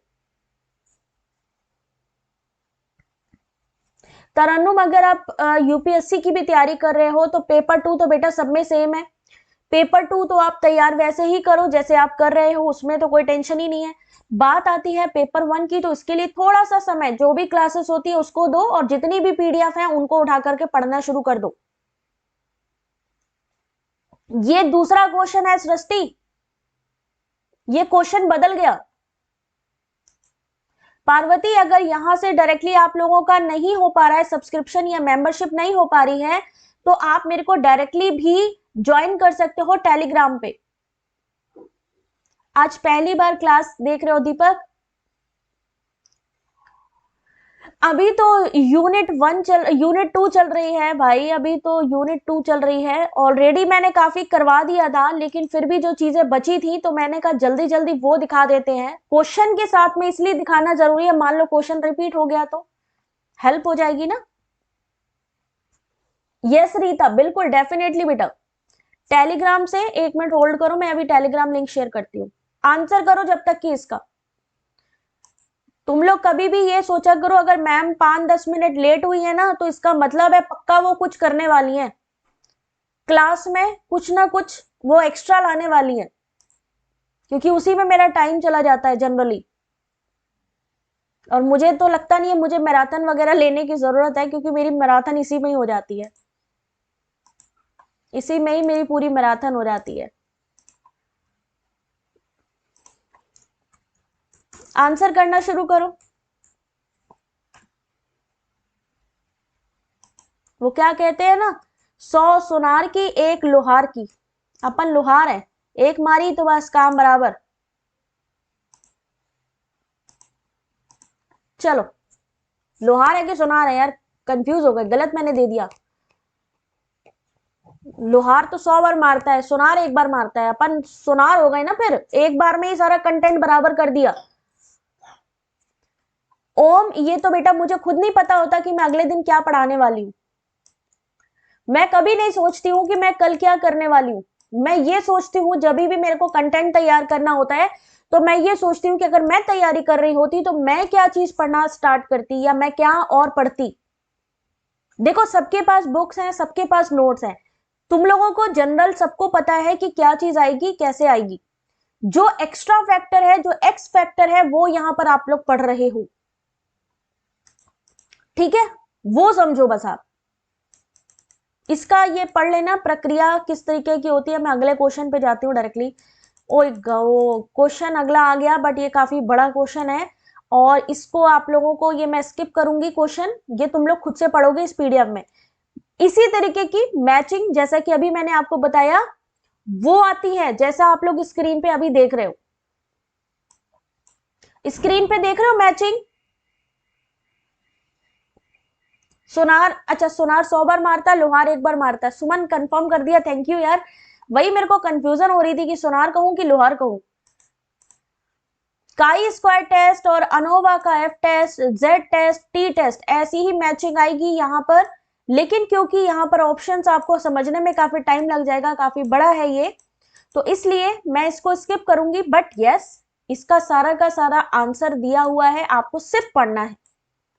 काई स्क्वायर टेस्ट, फिट होने की इच्छाई। अनोवा टेस्ट, 2 से अधिक नमूना समूहों के मध्य मानों के अंतर के महत्व का परीक्षण। जेड टेस्ट, 2 बड़े आकार के नमूनों के बीच माध्य मानों के अंतर के महत्व का परीक्षण। और टी टेस्ट क्या होता है? जनसंख्या मानक विचलन उपलब्ध नहीं होने पर 2 छोटे आकार के नमूनों के बीच माध्य मानों के अंतर के महत्व का परीक्षण करना। इसको इंग्लिश में, हिंदी में सबने पढ़ना है। इवन हिंदी फिर भी समझ पे आती है। वंदना अनअकैडमी पे मेरी क्लासेस जो होती हैं बीच बीच में होंगी, ऐसा नहीं है कि मैं परमानेंट हूं वहां पे, शॉर्ट टर्म के लिए हूं मैं वहां पे। बट यहां पर मैं आपको परमानेंट मिलूंगी। काई स्क्वायर टेस्ट, अनोवा और जेड टेस्ट। आगे देखो, बढ़ते जाओ भाई, जैसे चढ़ते हैं ना, चढ़ाई चढ़ते हैं ना ऊपर, जो है माता रानी के भवन पे चढ़ाई करते हैं ना, अभी वही होकर आई हूं मैं, तो वही चढ़ते जाना है, आगे बढ़ते जाना है। Z test, T test, one way analysis, ANOVA को क्या कहते हैं, one way analysis of variance. Chi square test. Question number 11 आपके सामने फिर से है, जरा ध्यान से देखिए, बढ़ते जाइए, रुकने का तो कोई सवाल ही नहीं उठता।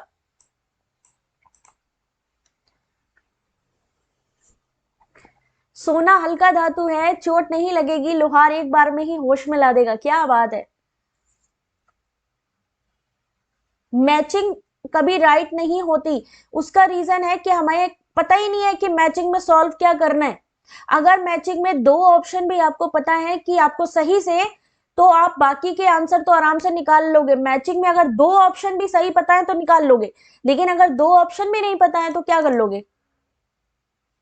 T test, F test, Spearman, Mann Whitney, Kendall, अभी अभी आपने पीवाईक्यू में इसको देखा था, पीवाईक्यू में कैंडल को देखा था। गैर पैरामीट्रिक आंकड़े कौन कौन से हैं, मैन विटनी, टी परीक्षण, एफ परीक्षण, अभी अभी बताया था।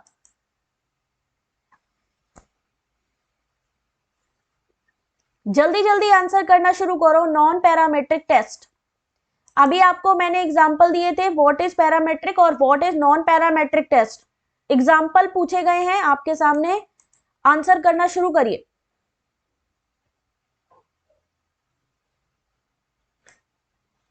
Correct answer is option number 4, C, D और ई।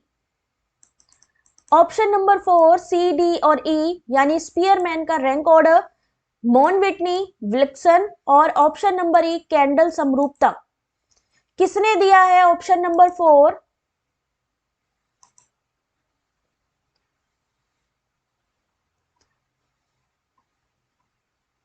एक बार इसकी पूरी क्लास ले लीजिए। अभी तुम लोग एक बात बताओ, एक घंटे में एक घंटे में क्या क्या तुम लोगों ने पढ़ लिया मालूम है आपको। जो वो लोग बड़े बड़े इंस्टीट्यूट पूरी पूरी मैराथन लेते हैं ना, पूरा पूरा एक दिन ले लेते हैं ना, वो जो पूरा एक दिन में तुम लोगों को पढ़ाते हैं ना, मैं एक घंटे में वो पूरी चीज पढ़ा देती हूँ आपको। मालूम है आपको, अगर मैं एक दिन की क्लास लूंगी तो पूरा का पूरा वो जो टॉपिक है ना, अगर रिसर्च एप्टीट्यूड को लूंगी तो वो पूरा का पूरा एक दिन में रिसर्च एप्टीट्यूड कंप्लीट कर दूंगी मैं। अपना वो काम नहीं है कि बातों को बढ़ा बढ़ा के आगे करते जाओ, नहीं, जो टॉपिक है उसको कवर करो। स्पीयरमैन का रैंक से संबंध, एन पैरामीट्रिक परीक्षण क्या होता है, मॉन विटनी, और कोई पीडीएफ नहीं देता होगा, यहाँ हम पीडीएफ भी देते हैं विद एक्सप्लेनेशन। पढ़ना किसका काम है, कौन कौन पढ़ेगा भाई, ये तो कोई बताता ही नहीं है मुझे कौन कौन पढ़ेगा। एफ परीक्षण और टी परीक्षण याद रखिए, डिफरेंस आएगा, आपको इसको याद रखना है। वो जो लोगों की मैराथन चलती है ना पूरा पूरा 12-12 घंटा, उसमें जितना कर लोगे और जितना हमारी क्लास 1 घंटे लगा लोगे, बात बराबर हो जाएगी। मैंने कहा ना, लोहार और सुनार, वो वाला हाल है अपना। दीपशिका, मेरी तो टांगे बोल चुकी हैं बेटा, दुख गई हैं मेरी टांगे, मन कर रहा है कि बस ऐसे करके ना लेट जाऊंगा पढ़ना है ना ये, याद रखिए। अभी आप में से मान लो शंभू है, नगमा है, अब मान लो इनमें टी परीक्षण और एफ परीक्षण के बीच में डिफरेंस पूछ लिया जाए, वो भी यहां पर दे दिया मैंने, आपको सिर्फ बेटा पढ़ना है।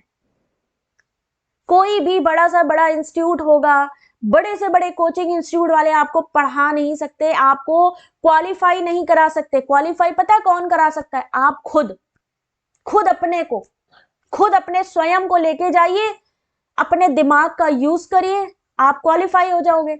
अगर ये सोचोगे कि कोई बंदा आएगा और उसको हमें कवर कराएगा, हमें पढ़ाएगा, कोई नहीं करा सकता, कोई नहीं करा सकता, खुद से ही करना पड़ता है। टी टेस्ट, एफ टेस्ट, जितने भी टेस्ट है भाई साहब सब उठा के दे दिए।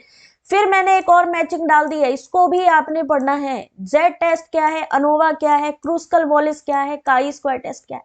तो समझदार बच्चे क्या करेंगे, इसको देखने के बाद सो जाएंगे और जो बहुत समझदार बच्चे होंगे वो उठा के इस पीडीएफ को पढ़ेंगे। हालांकि कल वाली पीडीएफ भी मुझे लगता है मैंने डाली नहीं है, पता नहीं डाल दी है कि नहीं डाली है। बस बच्चा थोड़ा सा रह गया जल्दी जल्दी, इसीलिए तो दिखा रही हूं मैं, बाकी तुम लोग पढ़ लेना। फिर जेड परीक्षण क्या है, डिस्क्रिप्शन ऑलरेडी दिया हुआ है जेड परीक्षण का। अनोवा क्या चीज होती है, काई स्क्वायर टेस्ट क्या है। अब पूरा का पूरा सब कुछ मटेरियल आपको दे दिया है, अब आपको बनाना है इसका क्या, लड्डू। समझ रहे, इंग्लिश में हिंदी में पूरा का पूरा कंटेंट, पूरा का पूरा कंटेंट मैं दे रही हूं आपको, इंग्लिश और हिंदी। एक मिनट, दिख नहीं रहा, ये देखो।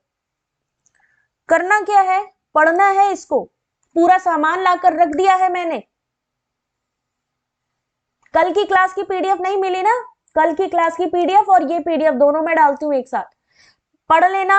अनोवा क्या होता है, काई स्क्वायर क्या होता है, क्रूस्कल वॉलिस। क्वेश्चन नंबर 13 सैंपलिंग का है, ऑलरेडी तुम लोग सैंपलिंग का क्वेश्चन सॉल्व कर चुके हो, तो मैं आगे बढ़ती हूं। इसको भी पढ़ लेना, क्या चीज होती है, रैंडम, नॉन रैंडम और मिश्रित। एक्सीडेंटल निर्णय, स्नोबॉल, कोटा नमूनाकरण, आयामी नमूनाकरण, यादृच्छिक, संभाव्यता, प्रोबेबिलिटी, व्यवस्थित, स्तरीकृत, मल्टी स्टेज। हिंदी इंग्लिश दोनों में सैंपलिंग कितने तरीके की होती है, कौन बताएगा। टेलीग्राम पे दीपक, एक्चुअली मेरा स्पेस काफी चला जा चुका है, 1600 से ज्यादा पीडीएफ और कंप्लीट बुक्स लगी हुई हैं, जिसकी वजह से बहुत स्पेस मेरा वहां चला गया है, तो उसकी वजह से मैंने सारे कंटेंट उठा के वेबसाइट पे डाल दिया है। जैसे आप लोग यूट्यूब खोलते हो वैसे ही वेबसाइट को ओपन करो, आपको पूरा कंटेंट मिल जाएगा। कितने तरीके की होती है सैंपलिंग, जल्दी जल्दी बताना शुरू करो भैया, और वीडियो को लाइक करना शुरू करो। अपने जो दोस्त हैं जो यूजीसी नेट करना चाह रहे हैं, जो सेट एग्जाम करना चाह रहे हैं, उन सबको भी ऐड करो इसमें, जिससे उनको भी बेटर प्रिपरेशन मिल सके। रैंडम प्रोबेबिलिटी, रैंडम को प्रोबेबिलिटी हो गया, नॉन रैंडम नॉन प्रोबेबिलिटी हो गया, और मिक्स्ड सैंपलिंग। प्राइवेसी देखो श्वेता, ऐसा तो नहीं है प्राइवेसी का चक्कर हो जिसकी वजह से ना ऐड हो पा रही हो। एक्सीडेंटल किस में आती है, नॉन रैंडम नॉन प्रोबेबिलिटी में। Judgement, snowball sampling. एग्जांपल याद रखिएगा, पूछे जा सकते हैं स्टेटमेंट में कि कौन से प्रोबेबिलिटी में आते हैं, कौन से नॉन प्रोबेबिलिटी में आते हैं, वो भी मैंने दिया हुआ है, इसको आपको सिर्फ पढ़ना है। आ रही है समझ, सिर्फ पढ़ना है, कुछ नहीं करना है। और question number 14, in the true experimental research design, सही प्रायोगिक अनुसंधान डिजाइन में। चलो आंसर करो जरा इस क्वेश्चन का।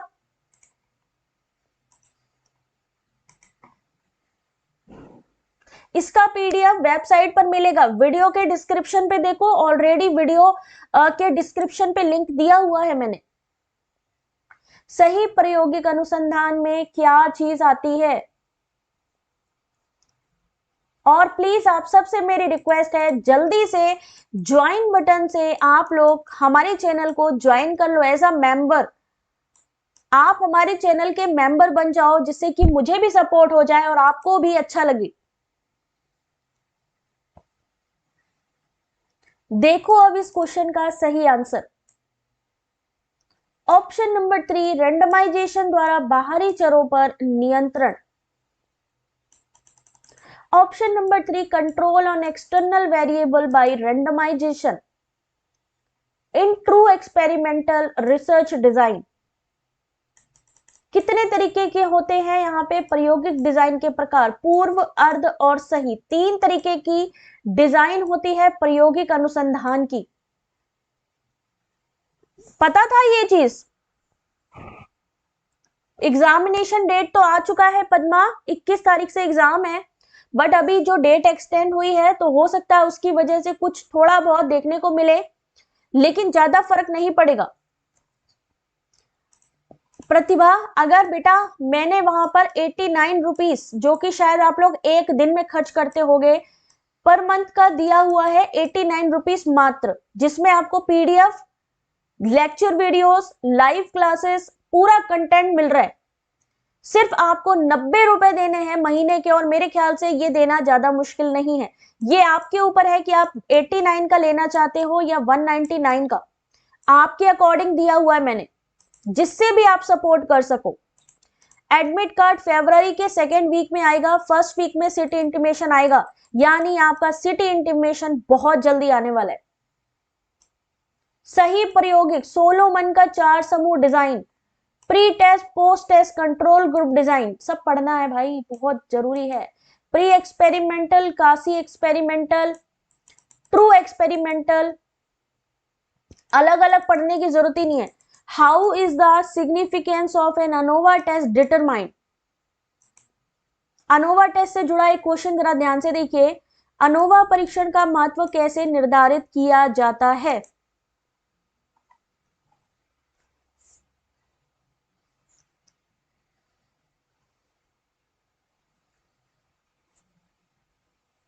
तनवीर, मैंने आपको सेंड किया है ईमेल, अपना चेक करिए, हो सकता है स्पैम वगैरह में चला गया हो। बाकी अगर फिर भी नहीं मिला है तो फिर से मुझे एक बारी मेल आईडी शेयर कर देना। सिटी इंटीमेशन होता है कि कौन से शहर में आपका एग्जाम पड़ेगा, कौन से शहर में आपका एग्जाम पड़ेगा। City intimation first week of February लिखा गया था। अब देखते हैं फर्स्ट वीक में क्या रहता है सिस्टम इनका। सही आंसर एफ, ऑप्शन नंबर 3 सही आंसर है इनका, F test, F statistic. How is the significance of ANOVA test determined, option number 3 F सांख्यिकी की गणना करके। अनोवा क्या होता है भैया, ये सब लोग आप लोग पढ़ लेना, बहुत जल्दी जल्दी मैं अब आगे बढ़ रही हूं क्योंकि ये पढ़ लोगे तुम लोग, मुझे पता है। आंसर करिए इस क्वेश्चन का। What is the most common type of ANOVA, ANOVA का सबसे आम प्रकार कौन सा है?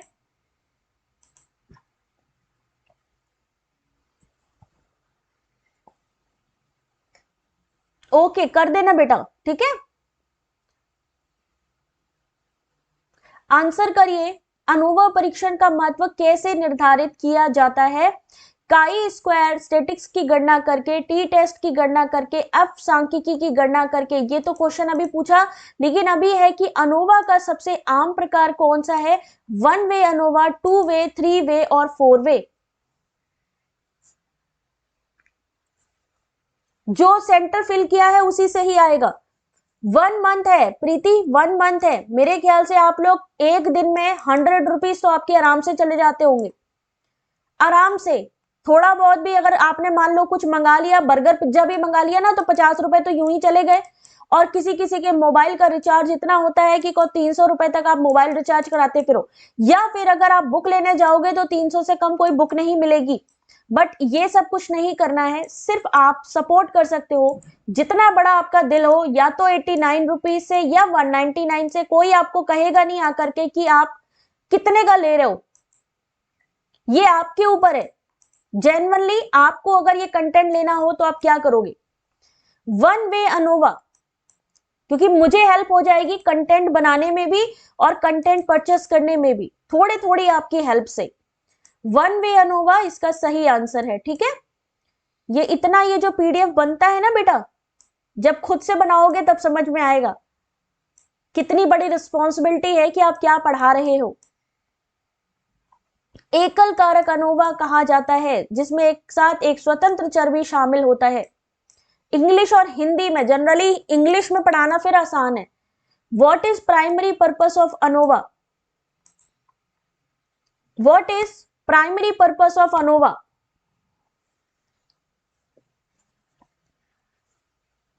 चलो जल्दी जल्दी कर दो भाई, जल्दी जल्दी आगे बढ़ो, आंसर करते जाओ।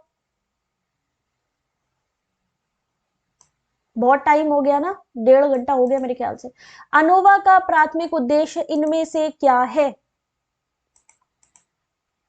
एक पीडीएफ भी लेने जाओगे ना तो 100 रुपए की तो एक पीडीएफ मिलेगी। और यहां तो मैंने वाईसीटी यूथ कंपटीशन की पूरी पूरी बुक डाली हुई है, 2018 से 20 वाली। 2 या 2 से अधिक समूहों के साधनों की तुलना करना, केवीएस सर की बुक डाली हुई है। टेलीग्राम पे सब लोग सर्च मारो, जिसके पास कोई बुक नहीं है वो उसको उठा के देखो, कितनी सारी बुक्स है वहां पे। Question number 18, it is defined as the degree of measurement system. It indicates changes in measure and without any dynamic error. इसे माप प्रणाली की डिग्री के रूप में परिभाषित किया गया। यह माप में और बिना किसी गतिशील त्रुटि के परिवर्तन को इंगित करता है। सही आंसर है फाइडिलिटी। अब इसको मैं ज्यादा नहीं खींचूंगी। सत्य के प्रति निष्ठा इसका सही आंसर है। क्लास को कंप्लीट करेंगे अपन, क्योंकि कंप्लीट हो चुकी है ऑलमोस्ट। इसको पढ़ना है बस। यहां से हमने शुरू किया था, ये पूरे PYQs, इसको पढ़ना है आपको। जो क्वेश्चन ऊपर दिए हैं उनको पढ़ना है आपको। एक्सप्लेनेशन जो दिए गए हैं उसको पढ़ना है आपको। कौन कौन पढ़ेगा कायदे से पहले वो बता दो, तो मैं PDF अपलोड करूं, नहीं तो नहीं करूं। जल्दी बताओ भाई, किसको किसको PDF अपलोड चाहिए उसमें।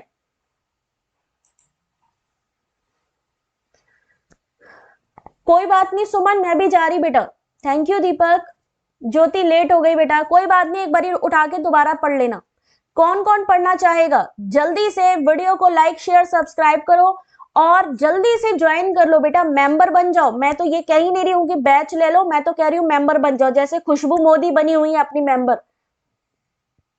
कौन कौन बनेगा मेंबर, अब वो लोग भी हाथ उठा लो, देखे कितने लोग मेरे सपोर्ट में है। कितने लोग चाहते हैं कि नहीं यार, हमारे लिए 90 रुपए महीने का कोई फर्क नहीं पड़ता, मैम को सपोर्ट करना पहले है। कितने लोग सपोर्ट करोगे यार, 90 रुपए महीना कुछ होता है क्या। सिर्फ सपोर्ट करना है आपको, बाकी चीजें तो मैं दे ही रही हूं। करोगे? चलो फिर कल मिलते हैं आपसे। ये PDF अभी थोड़ी देर में अपलोड कर दूंगी, ठीक है। और बाकी कोई कंफ्यूजन होती है टेलीग्राम पर भी आप लोग मुझसे पूछ सकते हो। और आई होप कि कल आप सब लोग ऐसे ही ग्रीन और ब्लू कलर में दिखो, यानी मेंबरशिप ले रखी हो आपने, अच्छा लगेगा। और ठीक है, तो आपकी फैसिलिटी के लिए है कि या तो 89 रुपीज और या फिर 199, जैसा जैसे तनवीर का देख रहे हो ग्रीन कलर ब्लू कलर, जैसा आप चाहते हो वैसे ले सकते हो। और सबसे अच्छी बात है, जब आप किसी को सपोर्ट करते हो दिल से दुआएं जाती हैं। और आई होप कि कल आप सब लोग मेरे साथ सपोर्ट करोगे। और ये PDF वीडियो के डिस्क्रिप्शन पे लिंक है, वहां पर आपको मिल जाएगी। बाकी कोई कंफ्यूजन होती है तो इसी वीडियो के कमेंट सेक्शन पे कमेंट कर सकते हो या टेलीग्राम पे डायरेक्टली पूछ सकते हो। चलो भाई, tata bye bye, take care, good night, और अपना ध्यान रखो अच्छे से। कल मिलते हैं आप सभी से। टेलीग्राम ज्वाइन कर लो, क्योंकि मेरी सारी क्लासेस की अपडेट वहां मिलती रहेंगी। थैंक यू बेटा, थैंक यू।